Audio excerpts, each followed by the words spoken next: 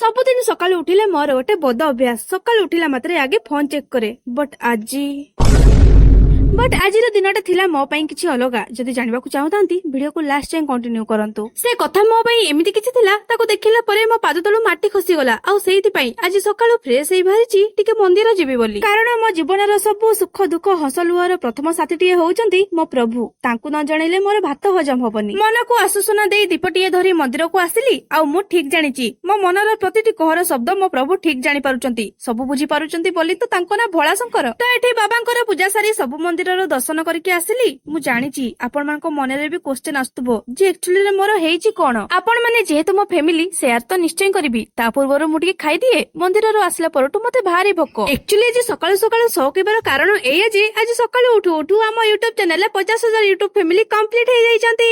ଆଉ ଏଇଟା କଣ ମୋ ପାଇଁ କମ ବଡ ଖୁସିର କଥା? ଭାଗ୍ୟ ଭଲ ଏ ନ୍ୟୁଜ ଶୁଣି ମୁଁ ସକ୍ ହେଇଗଲି, ନହେଲେ ତ ପାରାଲିସିସ୍ ହେବା ଲୋକ ମୁଁ। ଥ୍ୟାଙ୍କ ୟୁ ସୋ ମଚ୍ ସାଙ୍ଗମାନେ, ଆପଣମାନଙ୍କ ପାଇଁ ହିଁ ତ ଆମ RR ଫ୍ୟାମିଲି କ୍ରିଏଟ ହେଇପାରିଛି। ଆଉ ହଁ, ଆପଣମାନଙ୍କୁ ମୁଁ କଥା ଦଉଛି ଆପଣମାନଙ୍କୁ କେବେ ମୁଁ ନିରାଶ କରିବିନି। ରହିଲି ନମସ୍କାର, ଆନନ୍ଦ ଏକ ବାର, ହରି ବୋଲ।